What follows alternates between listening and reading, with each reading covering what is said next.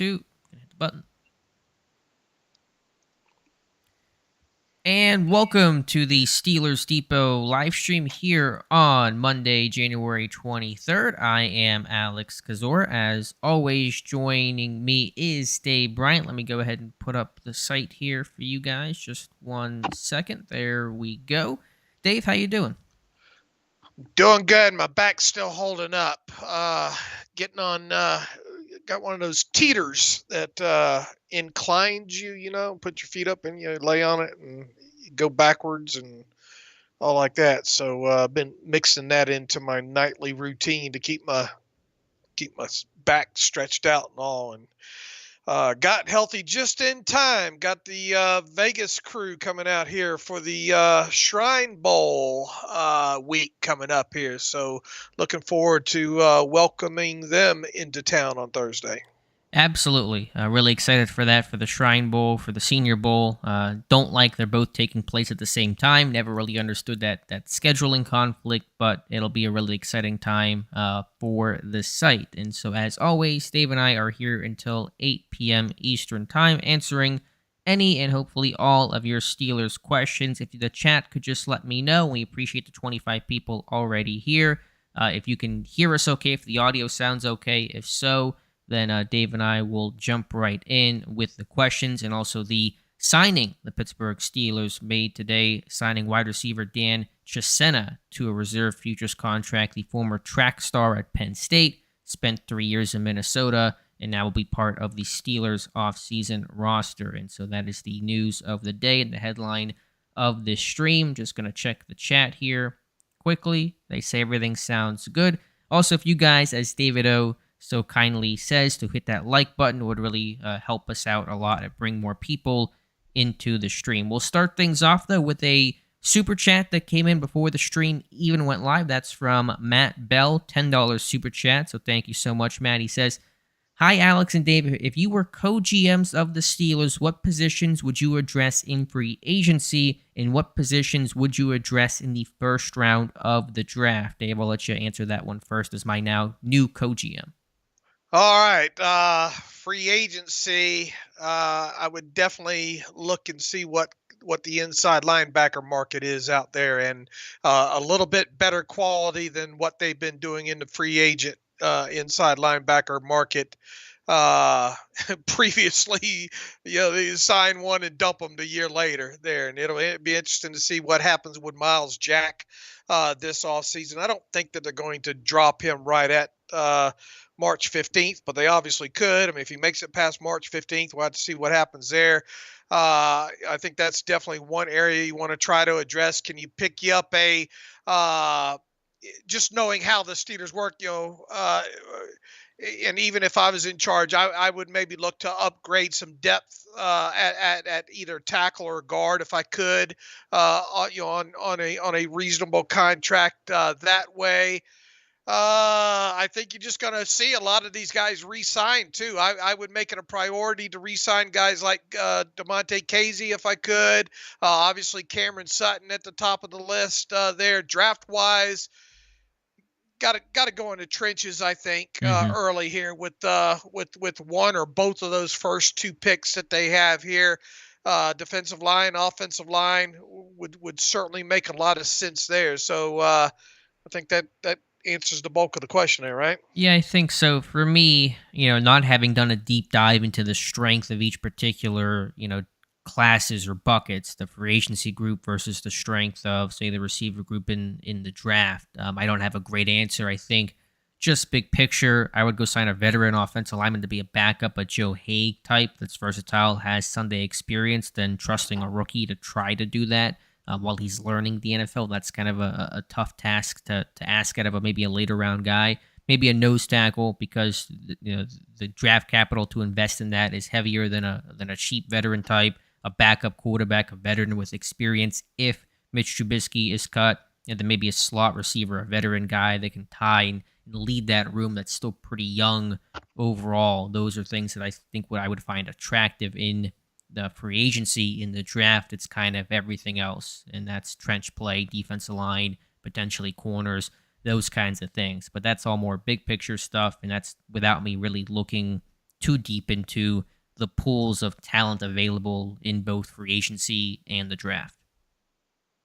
Got the first question. We'll come back to the top here from Raged EA2, who says, "Evening, Dave and Alex. How do you think Calvin Austin III could have changed the results of the 2022 season if healthy? What's his ceiling, and how can he contribute going forward?" Frankly, the record would have been the same. Even if Austin was healthy the entire time, he could have made a couple of plays, but for a slot receiver that was going to probably not be a full-time guy, especially before Claypool was traded, that's not going to impact the season in terms of the actual results of the year. Would have been interesting to see him on a couple of those jet sweeps. So see Sure. some of that speed Sure. that way, and maybe a couple other things you could have done with him out of the slot. But I mean, even you go back and look at his college tape. He played a little bit outside. I don't think you're going to be able to use him a lot as a Z type receiver on the outside due to his size and all like that. But I mean, the speed element is and look, the yards after the catch. That's one of the things that we talked about on the podcast this morning. The Steelers finished last in the NFL in the regular season in average yards after the catch. And anything that they could have gotten out of Calvin Austin, and you go back and look at his college tape, right? I mean, he was he had quite a bit of yak, if memory serves me, in college. Anything they could have got out of him up and above what they got yards after the catch would have obviously been a bonus. Could he have delivered I don't know, another 3 or 4 explosive plays at some point throughout the season? Maybe there, but on the flip side too, what would have his snap total probably been? 200 range, 250, if that. Right. Do you think it would have changed the course or the outcome of Pittsburgh's season had Austin been healthy? I mean, you throw a couple of explosive plays in a couple of those games, who knows? But that's where the impact would have had to been made. 1 or 2 more explosive plays, maybe in one or two of those games that they lost, close ones. Okay, fair enough. But good question there, and we'll see what Austin can contribute to this team, assuming he's healthy and ready to go for 2023. It's got some people in the chat here. Russ is here. Good to hear from you. We are doing well. Let's find some questions. Jaden Dunn, you guys mentioned that the offense under Matt Canada is somewhat simple. How does the defense stack up against the rest of the league in terms of complexity? It's tough for me, Jaden, to speak to the entire rest of the NFL, not following or charting especially as closely as I do Pittsburgh's defense. But I think Pittsburgh's defense, it has simple components. There's certainly a think less, play fast element to it. But in terms of the variations in the wheels turning, in terms of all the personnel groupings that were used this year, 22 personnel groupings used by Pittsburgh this year, compare that to just 11 all of last year. Now, a lot of that had to do with this team trying to get ultra creative to compensate for not having TJ Watt, and so that certainly played a role. But I would say the complexity defensively for Pittsburgh, comparing it to their offenses, is far more complex than what Matt Canada did this year, but also this is a more veteran, experienced defense, and you would expect that. Plus, you missing, you got KZ back in the second half of the season. That was another element added to it.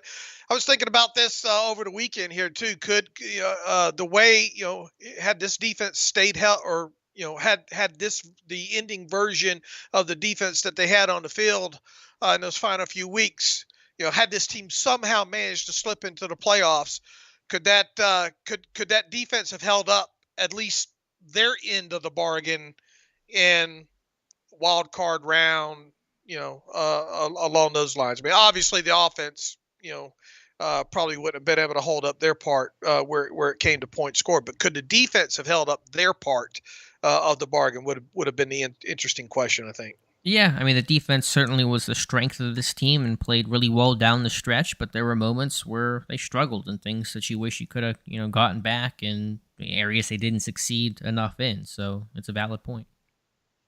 All right, next question comes from Mike Adesso. Just a reminder, if you guys want your question to be guaranteed to be asked and answered, you can send Dave and I a super chat, and that will bump you to the front of the line. No obligation to do so, but we certainly appreciate that, as Matt Bell did earlier.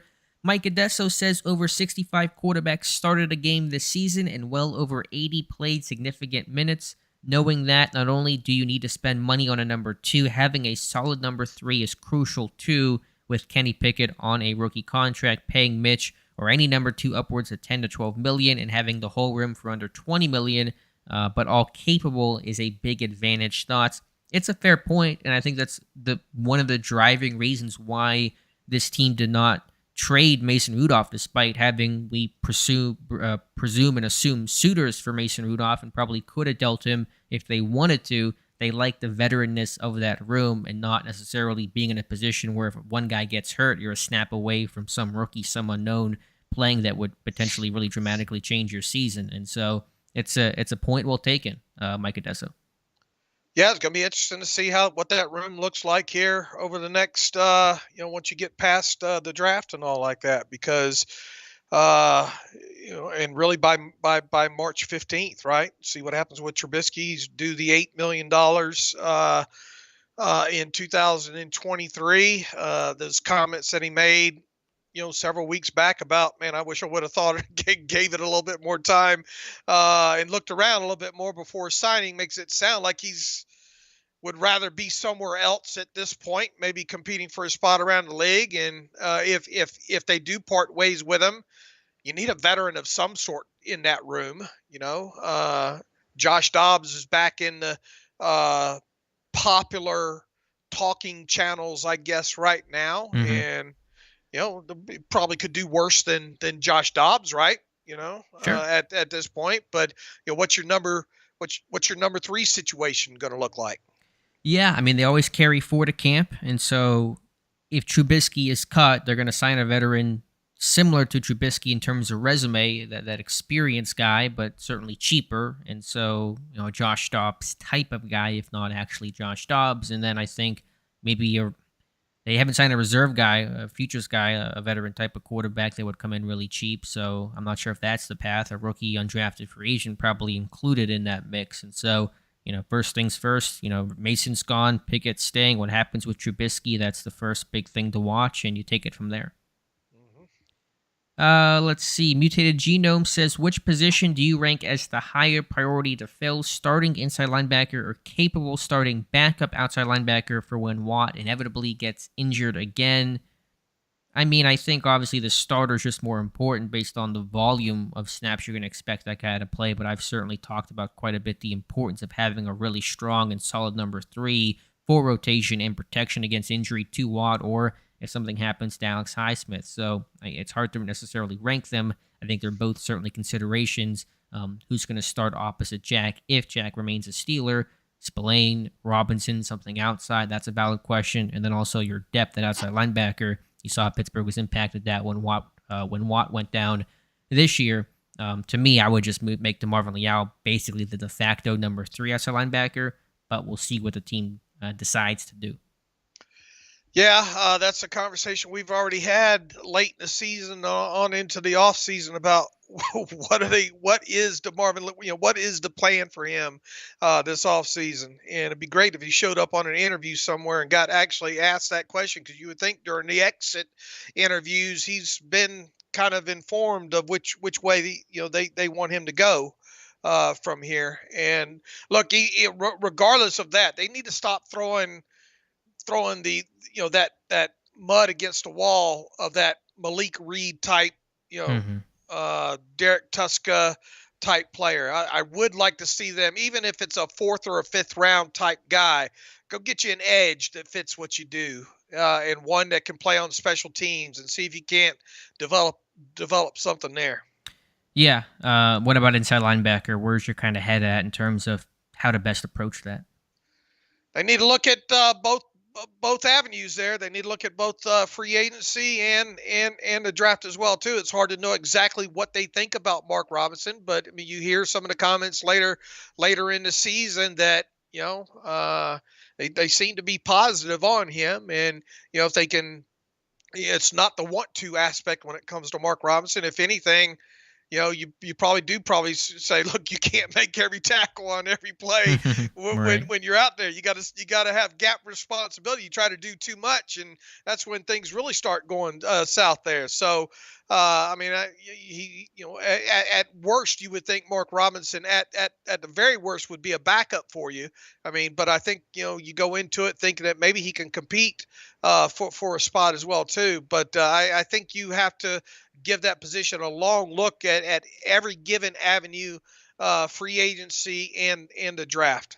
Sure, I'm with you. I want to get to a question from Zachary Prospa in a second. This is just a request, not a demand from the chat. But let's if we could give the Kenny Pickett discussion debate that happens every single time in these live streams a break for one stream. Would appreciate that. I think everyone has their thoughts on Pickett, and we'll watch and see him grow. So I'm not going to make anyone not talk about Kenny Pickett endlessly in the chat, but I would appreciate that to bring more people in. So I just think that would be better for the chat. So I would appreciate if you guys could do that. Back to our question from Zachary. Says Burrow, now Lawrence, second-year guys who make the big leap. Is it unfair to expect such a leap from Kenny Pickett, speaking of Pickett, next season, and get to at least the divisional? Thanks, guys. In terms of where this team could go, we'll see. But I think it's certainly reasonable to expect a leap from Pickett and from all those young guys, whether you're talking George Pickens or, even the offensive lineman, Dan Moore, though he's a third-year guy, Jalen Warren, that kind of thing. I think it's reasonable to expect those guys to make big leaps in overall play. Man, there's many pieces of this offense that should be back next year, and Kenny having a full off season and not having to worry about combine and post-draft stuff, and this is his offense now, and the conversations all off season will be things designed around maximizing what he does the best. Heck yeah, you should expect some sort of jump from him, and you better see it within the first 6 or 7 games of the season as well too. I mean, are we talking? Look, I think it would be quite an accomplishment from where I sit right now. Get this team back in a playoff and get them winning it. Get them winning one playoff game. Sure. All right.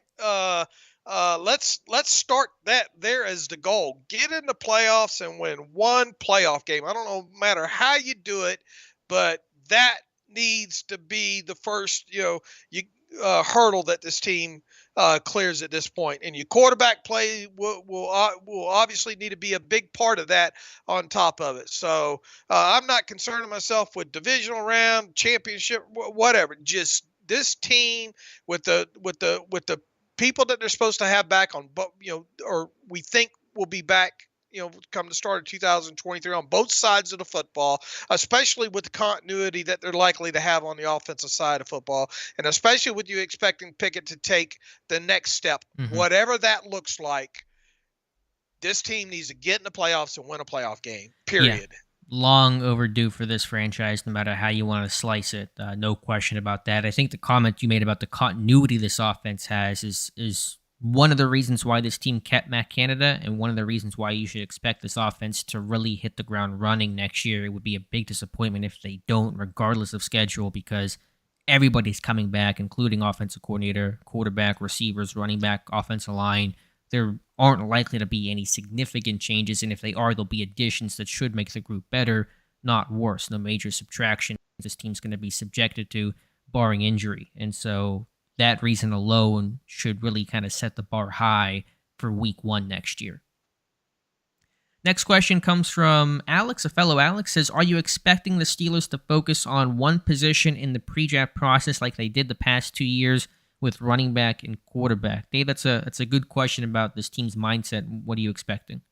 Man, it's going to be interesting to start playing the Blues Clues game again, right? It's almost that time of year, and this time we have a different component to it with Andy Weidel being in the front office there. The 17th is still a little bit of a long way to wait. I think come the time, as usual, I think we'll probably be able to whittle it down to probably 4 or 5 guys that we think that they're serious about. I would hope that they would just not lock in on one guy. Maybe they will, but it will be interesting to watch the pre-draft process to see how much changes, where the position coaches go, because there's been times over the last couple of years where it's staring us right in the face, yet we choose to ignore it.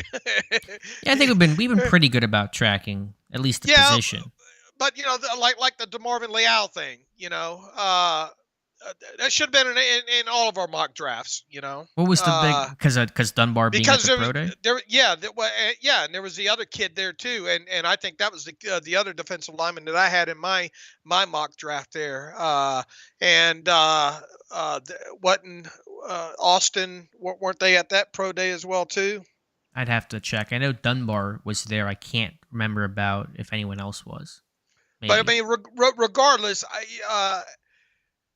I think I don't think the overall process is going to change here. At least I don't think it will.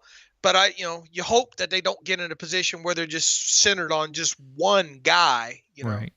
Yeah, I don't think they'll be that extreme about it. I'm with you. I don't think the process changes too terribly much, but it will be interesting the first time through with two new true decision makers. Homer Kahn, obviously in-house guy, but not the decision maker the way that Kevin Colbert was, and Andy Weidel, an outsider, although he's a local Western PA kind of guy. And so it's hard to really feel quite as confident about the direction this team will take through its process this year as the last 20, essentially, just because there is that newness aspect to who's actually making the call. Got 103 people in the chat, so appreciate that. I'm going to just do another call out to hit that like button. Would really help the stream and bring in even more people here in the off season. But thank you guys who have been here so far and asking a lot of good questions. Good question here from Mike Odessa, who says, who led the Steelers in special teams tackles in 22? Who's the main guys there that you want to see back? Boykin, Snell, Killebrew, Pierre. New guy, Chisena seems solid, minus the iffy tackling ability. I forget who actually led. Was it Boykin or Allen or Millette, or what was do you know the name of who actually led with the most tackles? Well, I mean, they break these things up into, combined tackles, assist and all like that. But I'll tell you this, Boykin had 9 where he was the primary on, and he had 1 assist. So he had 10 in total. He had Arthur Millette had 13 in total, but those were broken up as 8 primary and 5 assists. Marcus Allen had 8 primary and 4 assists for 12.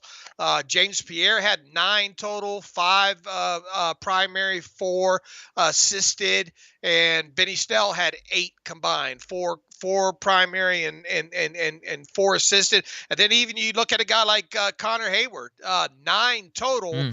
But 3 of them were primary and 6 were of the assisted variety. Look, this you get the cheapest guys that can do the best job for bang for the buck there. And we have seen, especially this past year, you had a lot of money tied up in guys that were core guys. Boykin, Killebrew's obviously another one, and you really didn't get even though it wasn't over the top expenditures on that, you really didn't get the bang for the buck that you kind of expected when you had that kind of money tied up in those kind of core guys. So I would like to see Boykin back, I'll tell you that, up front there.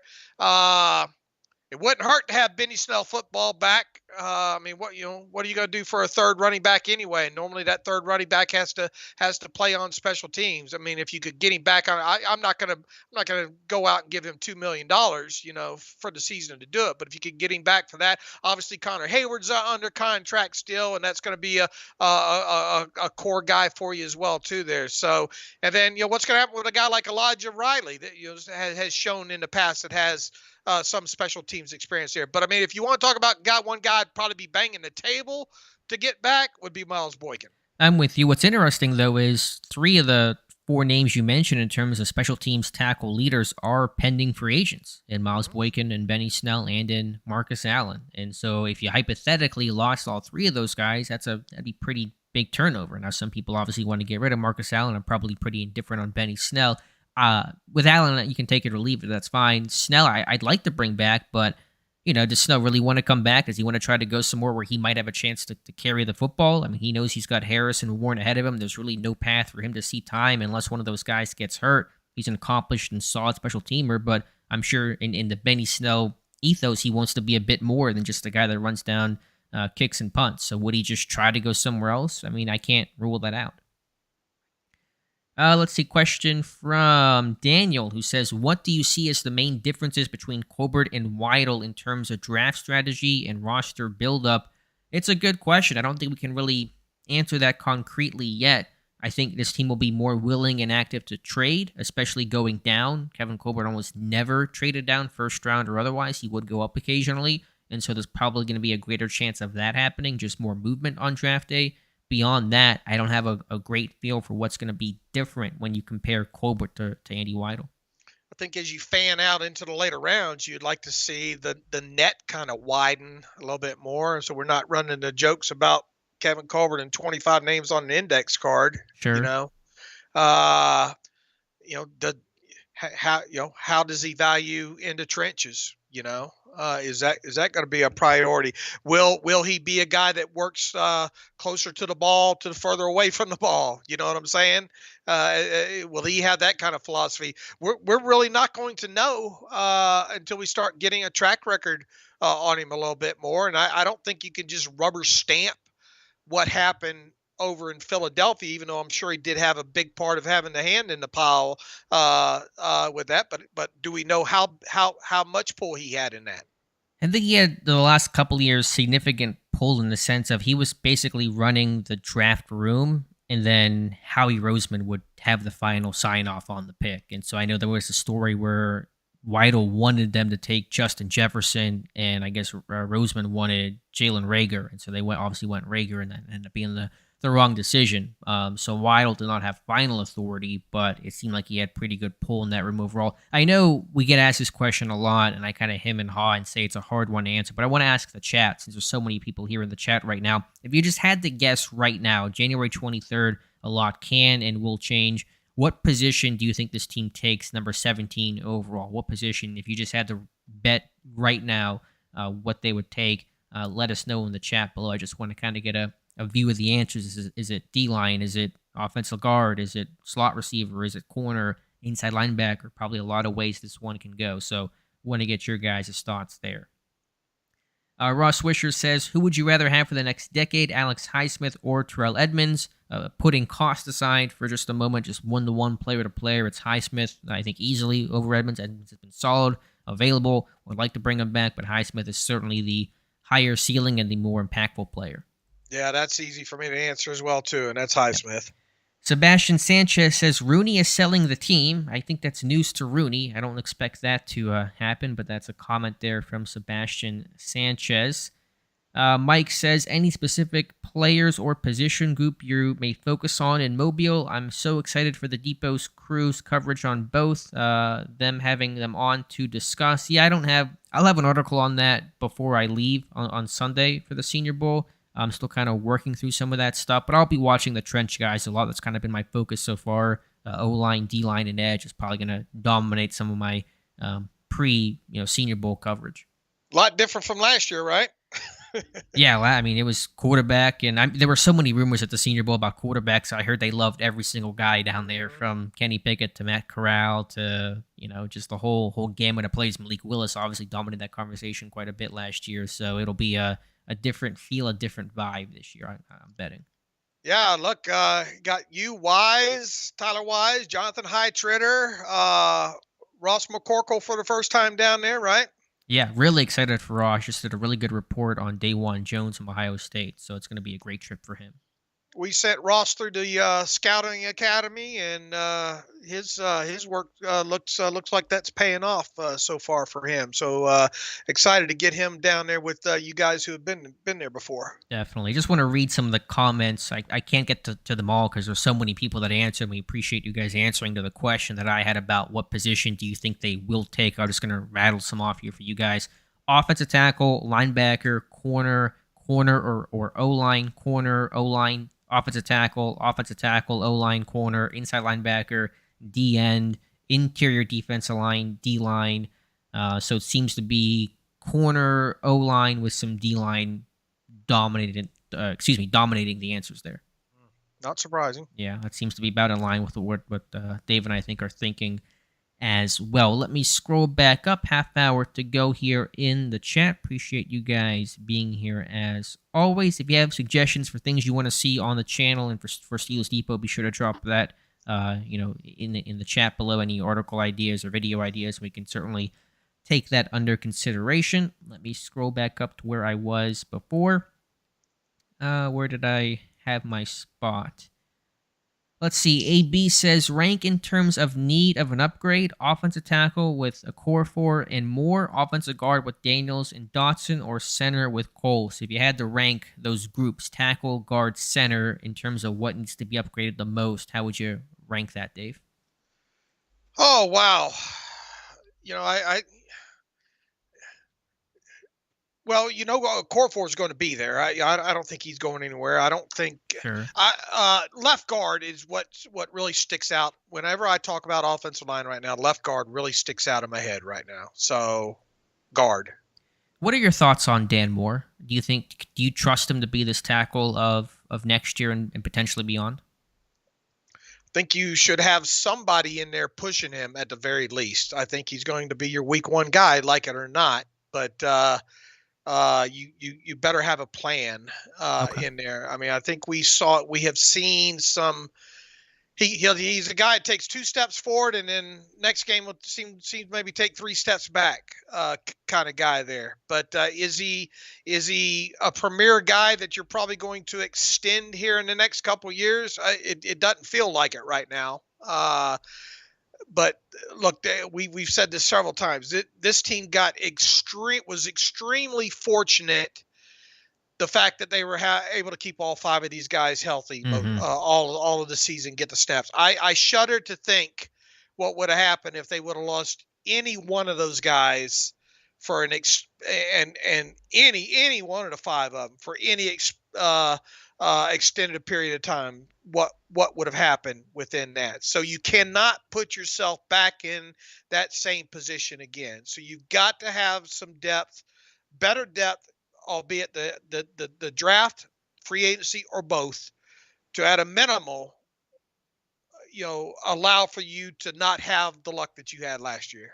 Yeah, I think this team can't bank on having the unbelievably good health that it had this year, and thankfully that depth, which was really questionable, was never tested. Outside of half of J.C. Hassenauer was about as much as it was tested this year, and thankfully that happened. But you can't assume that's going to happen again. So to me, left guard, I'm with you, is the place I would make a change if I was making a change, and then I think getting a good tackle, veteran tackle that can play both spots is important because I don't think that team has that guy right now. Now, obviously, if you end up spending a first-round draft pick on a tackle, you're going to want that guy to try to hit the field as soon as possible. Oh, yeah. I mean, then I assume that's left tackle, and then Dan Moore is trying to become your swing guy if that happens. Now, right tackle with Dan Moore, everybody wants to move the guy. He's almost never played right tackle before. He did a little bit 2 years ago, briefly, whenever Banner was still kind of, I guess, in the mix. And I think he did so his freshman year at Texas A&M, but he's pretty raw there. And so I'm not saying he can't do it, but it's going to be a challenge for him. Top Down Drumming, just want to reach this comment here. He says, I always listen to the podcast version, so glad I finally caught you guys live. And so thank you, Top Down Drumming, for being here and finally catching us live here. His answer in terms of what this team will do at 17, he says O-line and D-line. We need more start with the trenches philosophy. The last time this team drafted an offensive lineman in the first or second round was David DeCastro back in 2012. It's been a decade. And so I know that the first round conversation gets talked about a lot, but first or second round, it hasn't happened in 10 years. And look, you're at 17. There's a good chance a couple of the top tackles are off the board at that time. But as we have seen over the years, those interior guys sometimes get pushed down. Like DeCastro, I mean, because he was 24th pick and he was a probably top 10, top 15 talent in that draft. Oh man, I remember the talk all that offseason. There's no way David DeCastro is going to falter. No way, it's not happening. Stop talking about DeCastro.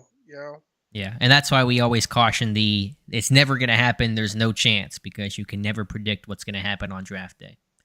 Brian Tellini has an offering on slot receivers. He's going to throw out a name here, Paris Campbell of the Colts. I like that. What Ohio State guy.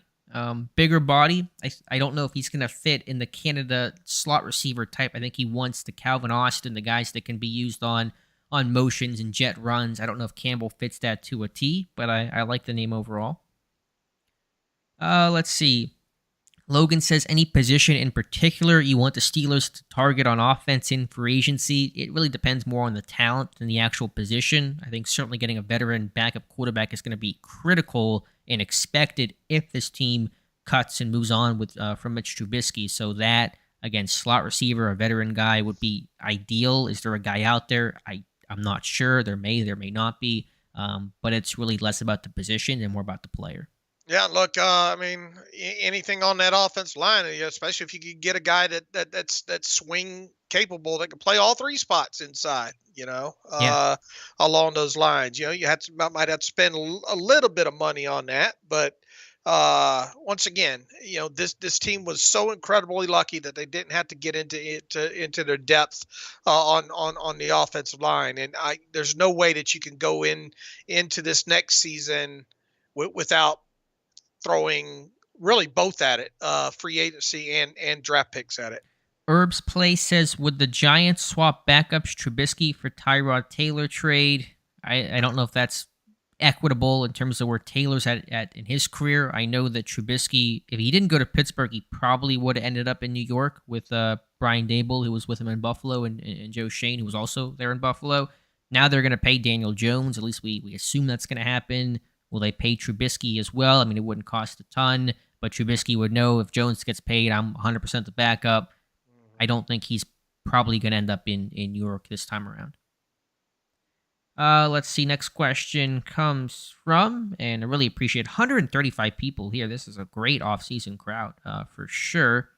Let's see if I can find a question. Mike Adesso says, this is probably better for the pod, but Alex, you always mention Meyer's specific style he teaches. After one season, how would you rate that style, and how tough is it to bring in new guys to adjust? Yeah, I had my concerns, my reservations. I think, and when we talk about, that's Pat Meyer, the offensive line coach, and his styles are really aggressive. Take it to them, bring the fight to them is the phrase that Meyer uses to describe pass protection. My concern in the summer was, how would you handle finesse moves? I think it's a good approach against power and bull to really make that first contact and stall those things out before bull rushes get started. Dealing with finesse was more my concern, but it ended up being less of an issue during the season as guys, of course, got comfortable. So they adjusted well, and the style, I think, at its best can certainly work if you're technically sound, which is this group got better at. How tough will it be for new guys? Yeah, I think it'll be a challenge, but that's probably true of any new system, new style that a guy comes into. So it's not necessarily unique to Pat Meyer, just unique to anything that where a guy's coming from a different kind of system. And once again, they benefited from the continuity of having all five guys in there, helped aid that. It was one of the biggest keys to their success, I would say. All right, next question comes from Logan, who says, no, Jonathan made a profile on, how do you say it, Siaki Ika, the Baylor defensive lineman. Do you envision the Steelers valuing a nose tackle as a first, early second? Seems like he'll be a snap count guy due to size and conditioning. It's a really good question. We've had this debate before. Yeah, I don't know where I fall. Going all the way back to the last Baylor kid, right? Andrew Billings, yeah, absolutely.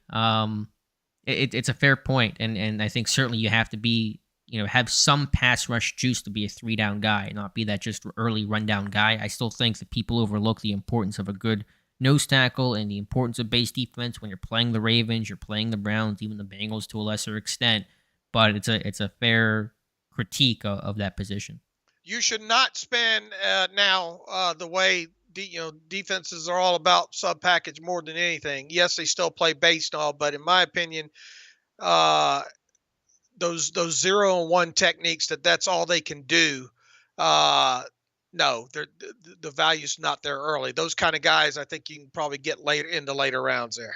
Yeah, I think so. I know I asked earlier about the Pickett conversation. Ross Wisher, can we just not debate Pickett? I want people to get in here and have other chances to talk about other things. So I'd appreciate that if we just cool the Pickett talk for the rest of the evening. I think you've made your point pretty clearly. You're not a fan of Pickett, and that's fine. And we'll see how he looks and how he progresses. But let's not go round and round the entire chat. Just kind of, I think, bogs up the chat when people want to come in, ask questions, and that kind of thing. So I'd really appreciate that if you could refrain for the next 20 minutes. Have a $5 super chat from, let me get the name here, Findle70. Heard from him before. Says, hearing all these stories about Kenny Pickett, possible try to learn too much compared to even Purdy. They just act more fluidly, analysis paralysis, etc.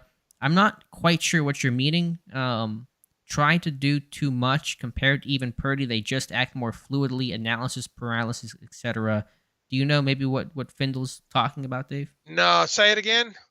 The chat says, hearing all these stories about Kenny Pickett, possible try to learn too much compared to even Purdy. They just act more fluidly, analysis paralysis. So maybe he's saying, was there too much put on Pickett's plate early that kind of maybe created some of those growing pains? That's my guess of what he's asking.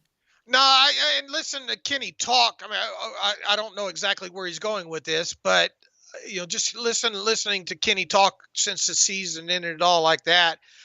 He really didn't get, this really didn't become his offense, until what, last third of the season or so, when he was allowed into the meeting rooms and all like that. I think, even though it was probably framed it was framed kind of as a quarterback competition in camp, we all knew that wasn't the case. And I think it didn't really become his kind of offense until much later on in the season there. So I think that was one of the first things that he had to overcome in that. And obviously being new to the NFL the overall, the play calling, the scheming and all like that on top of it, it really kind of felt, and I've said this before, it really felt sort of like a Duck Hodges kind of situation for several of those starts there. Just don't turn the football over.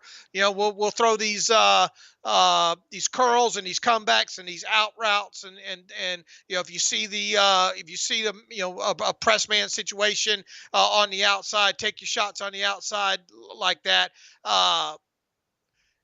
Look, I think the main takeaway when it comes to Pickett in the end of the season is we saw him do a couple of things, that were positive with the extending the plays and things along those lines. At no point did I think the NFL overwhelmed him from oh man, I'm nervous. I think he was, from a prepared aspect, he was prepared. I just think he has said this too, caught up with the speed of the game and all like that. So I don't think that was an issue for him either. I just think I really think they really brought him along baby steps. Yeah, I think so. I think it was evident based on the mentality and the approach to try to win and compete the second half of the season. So got a really extremely generous super chat here from Elliot Eubanks, $50 super chats, one of the best I think we've ever gotten. So extremely, extremely kind and generous from Elliot, who says, no question, thanks for answering my question on the podcast and appreciate all the draft coverage. Cheers. I don't know what question that was on the pod. I'd have to go back and listen, but thank you so much, Elliot. If you have a question that comes to mind, please feel free to, you do not have to send us a super chat again, please do not, but you can send it there just in the chat, and we'll be sure to get to it. But thank you so much for listening to the pod, for chatting with us and being here tonight. Would really do appreciate that. And so thank you so much, Elliot. So let me scroll back up here and find some of the other questions from the chat.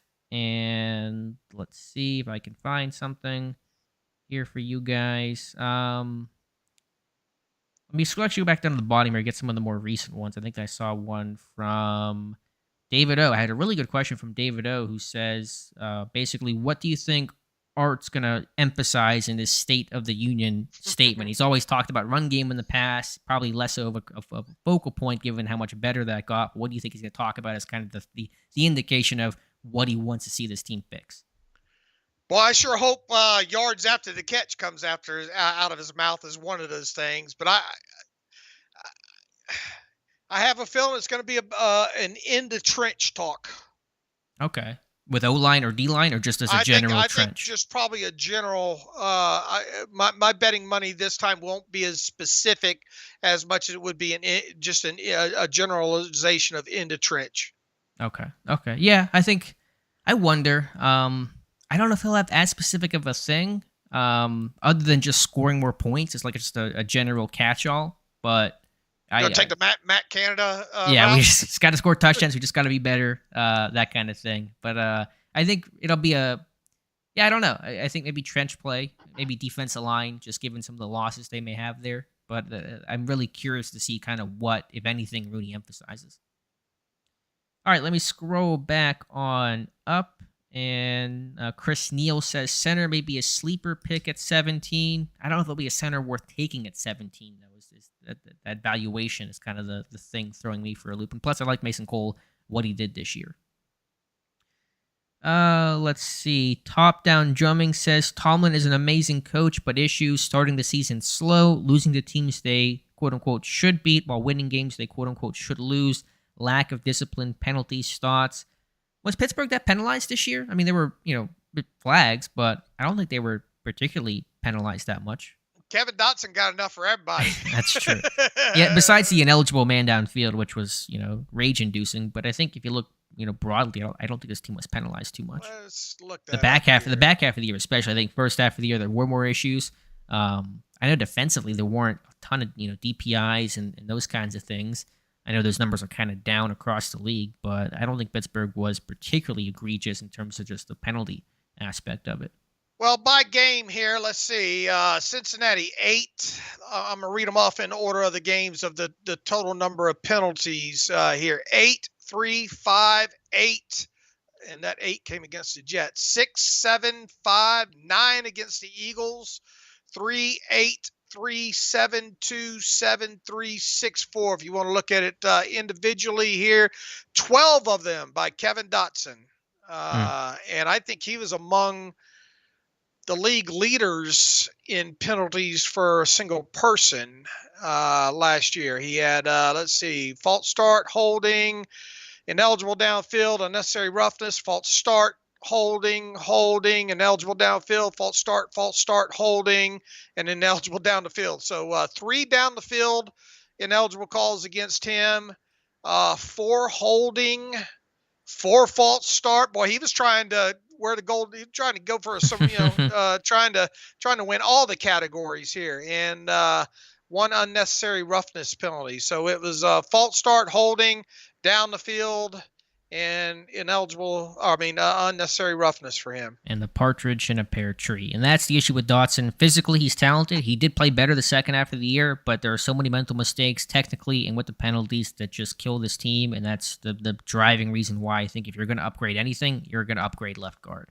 Your top 2 were Dotson, 12 penalties, Dan Moore, 10. And then your next highest was Deontay Johnson at 6.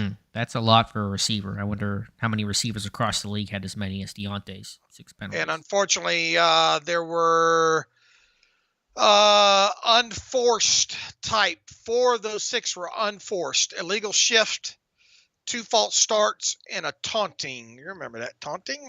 Yeah, that was the Carolina game. Yeah, right after. Right, was that before or after Allen? I think it was after. I think you're right there. 2 OPIs on him. Okay. Yeah, that's a pretty high amount for a receiver. I don't call OPI too often. Let's see here. Chris Neal, we must have led the league in illegal downfield penalties. I know they were. I believe they finished at the top. I don't know for sure. I'd have to check that, but they're right up there if they weren't number 1 itself. Let's see. Left tackle a need. That's from Mostos. I wouldn't call it a need. I like Dan Moore more than most people. I think if he improves his punch against power rushes, he's going to be a really good left tackle. So I wouldn't call that a need. If you have a franchise guy sitting there, would you upgrade? Potentially, probably, but I don't know if that guy's going to be there at 17.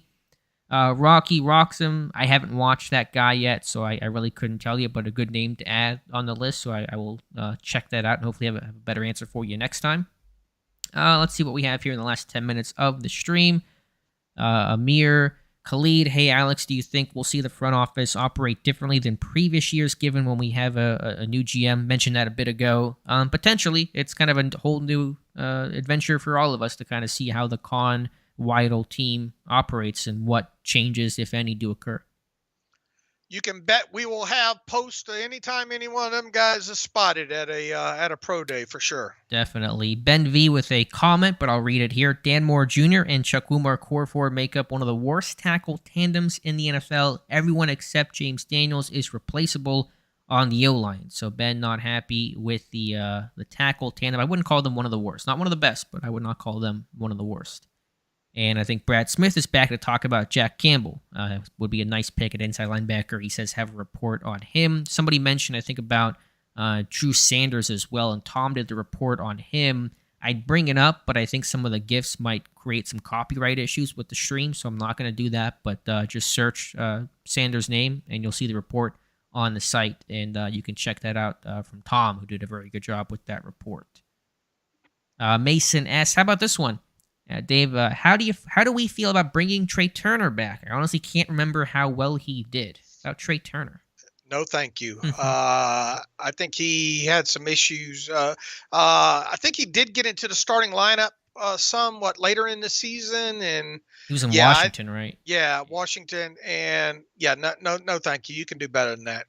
Mark Miller, you guys talk about DVOA a lot. Can you give me a basic explanation of the DVOA metric? I think is what he says there. I mean, we talk less about we don't talk as much about DVOA, but basically, I think it's a stat based on same situations around the league. 3rd and 6 from certain yard line, and how much over average are you when it comes to those. You could do it for any certain play, and that's Football Outsiders has made a whole career off of that. Nobody does it better than Football Outsiders because it's their metric and all when it comes to that. If you have the money and you're into advanced analytics, Football Outsiders does a fantastic job on that. Aaron, how do you pronounce Shots? I think so. Yeah, is his name? I mean, he does an absolute. I focus a lot more on things like adjusted net yards per passing attempt, and I obviously look at DVOA, throughout the week, and some of the other advanced metrics and all like that, but. I go tape first, and then I have my favorite stats that I pay attention to. But DVOA, I mean, it's a reputable stat that has stood the test of time. Right, but so is your stats. We talked about adjusted net yards per passing attempt earlier today, and the really strong correlation there. And so I think that's also one of the golden stats we look at when evaluating and trying to predict team success. Look, when you get and I said it again this morning, you get around week 6, 7, 8 of the NFL, it's really, really easy to see which teams are going to make a run for it and which teams are not. And I'll tell you this, the Steelers on the offensive side of football with adjusted net yards passing attempt number of just over 5, that you look at the remaining 4 teams at this point in the league, you better be at 6.7 at a minimum, and you might say, well, 5 to 6.7, that doesn't sound that big. Well, that's a huge jump there. And the adjusted net yards per passing attempt stat works off of obviously attempts and completions and sacks and interceptions and touchdowns, and kind of works off of there moving forward there. So one thing we need to see right out of the chute when it comes to the Steelers offense and Kenny Pickett is we need to see that adjusted net yards per passing attempt number. Man, at a minimum, I want to see that thing at 6.5, and then maybe hopefully build on it from there. Anything less than that, I think you're going to be looking at another 500 or one game over 500 team. Just about 5 minutes left, a little more than 5 minutes left, so I'm going to try to get through as many questions you and I, Dave, as possible, and be sure to get your questions in here so we have some time to try to see them and answer them. Let's see. Let me just try to go rapid fire. Reed says, was giving Deontay Johnson an extension a mistake? This may be a controversial take. I don't think it was. All right? I don't think it's going to kill this team. It was a pretty small deal, not super long term. Johnson did not have a great year this year, but I would not actually call that a mistake. No, I wouldn't either. Now I know he's, you disappointed people when looking at obviously touchdown production was nothing there, and that's concerning. But still, I mean, and running after the catch, you can do without seeing him catch and run backwards and all like that. I think that was a byproduct of him trying to do too much at times when it comes to that kind of stuff there. Once again, you go back to this team in yards after the catch was absolutely horrible, tremendously horrible when it comes to that. Though you look at the tape on a weekly basis, nobody said, he is at the top of the league when it comes to separation and all like that. What they need to do with Deontay Johnson now moving forward is they've got to do a better job of getting the football to him out in space and letting him, and talk to him. So, look, you got to catch and go. You can't, none of this think that you're going to be able to go backwards and then try to go forwards from there. Those are that's the biggest component. Then, obviously, the drops. You hope the drops stay in line there when it comes to him. But it's not a killer contract overall when it comes to him. Yes, you want to see more touchdown production from him. Yes, you want to see more explosive plays out of him. But and I wrote about this, I don't know, midway through the season and all like that. The kind of stuff that he was targeted on, the routes and all, were not conducive to him producing yak. Mike Adesso, do I plan on doing more live mocks? Hopefully at least one, or, if Walk the Mock has me back, then I'll certainly do that. So at least one, and hopefully, 2 or 3 throughout draft season. Chris Neal, do I see Mason Cole as a long-term answer at center? I was encouraged and saw more from Cole this year than I expected. Is he really the guy 5 years from now? Probably not, but he's probably going to be the starter through the length of his contract.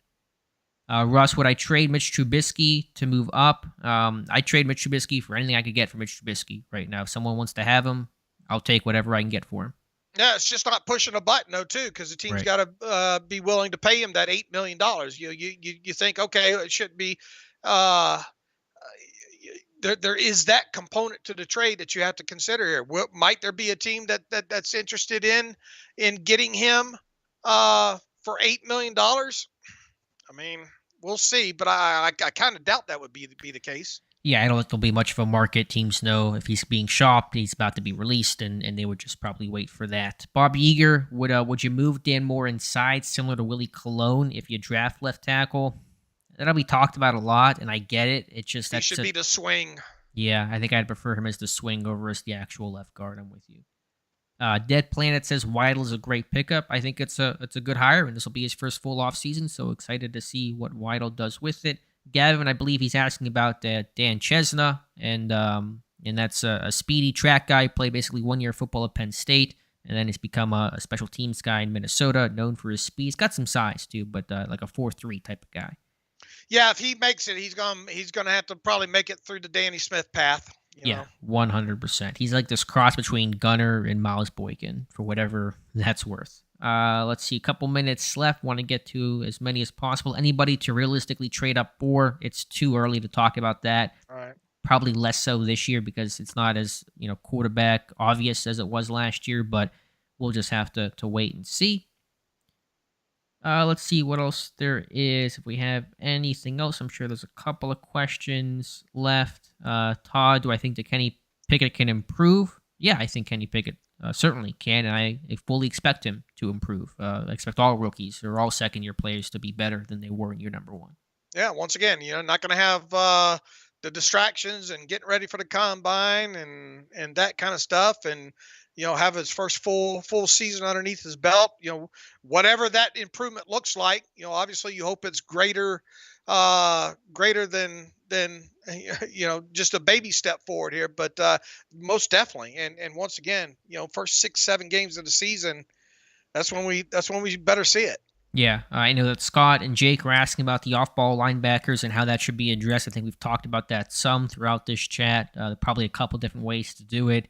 I'd probably prefer draft over free agency just because this team has tried to go that free agent or trade route so much, and it just hasn't worked out well. But I'm excited for Mark Robinson, and I think this team should and will re-sign Robert Spillane. Let's see if we have anything else. Let me just scroll down here. Just time for maybe 2 more questions if we have them.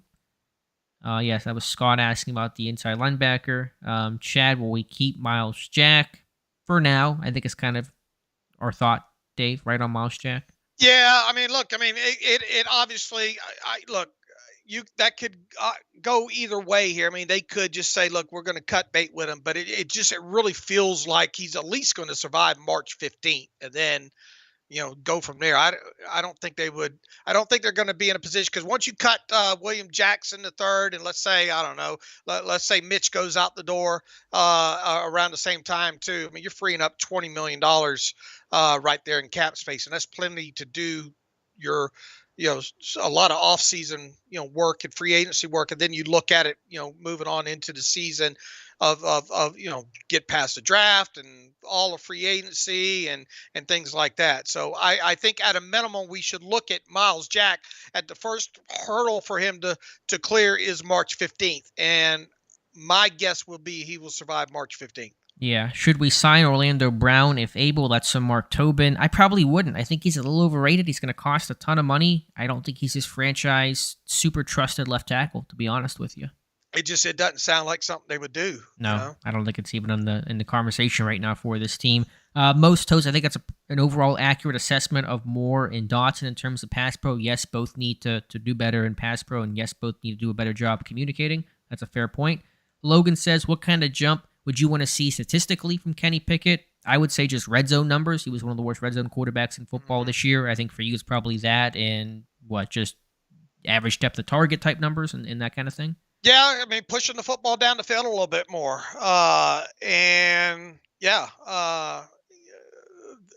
This team needs explosive plays, right? And, they do.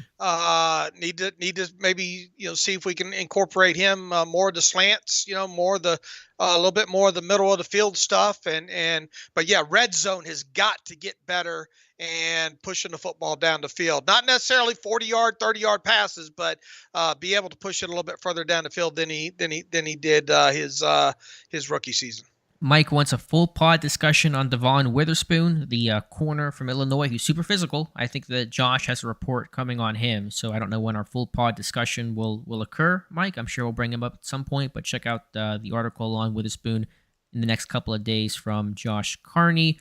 And we'll be doing roundtables where we'll be talking about these guys as well too. So it's still early. And our last question will come from Anthony Saucedo. I'm probably saying that horribly wrong, so I'm sorry, Anthony. How well do we think William Jackson will hold up enough to pass on DBs this draft? He is one of the first guys out the door, Anthony. He is it's not holding up. He is gone. I would get him out the door now just in case he hurts himself right now. The only way that guy stays if he says, you know what, I'll take the you can rip up this contract and let's replace it with a minimum base salary. That's the only way I keep him in the door right now. So he should be gone by March 15th. Yeah, absolutely. And then one last comment here from our friend Russ Obenstein, who says, guys, thanks for another great season of Best Podcast There Is. Dave is a cap genius, which he is. So thank you, Russ, for those very kind words. Thank you. All right. Only as good as our people. That's going to wrap up today's stream. You guys can go back and listen to the full archive on Steelers Depot in just a little bit. Dave and I will return in 2 weeks. It'll be fresh off the Senior Bowl and Shrine Bowl with a lot to talk about. Be sure to follow the site for draft profiles and news. And Art Rooney should be speaking later this week, potentially as early as Wednesday, to kind of give his State of the Steelers address. And so thank you guys for being here. Great turnout tonight. Some really impressive numbers we have not seen in quite some time. So really appreciate you guys, of course, being here and commenting and liking. That all really helps well for the algorithm during the kind of slower end of season cycle. So appreciate you guys being here. Dave, as always, thank you for being here. Well, thank you for putting these on. You do a fantastic job, and peace and love to everybody. Thank you for coming tonight. Thank you for the donations, and we'll talk to you soon. All right. On that note, we'll talk to you soon, and thank you guys for being here.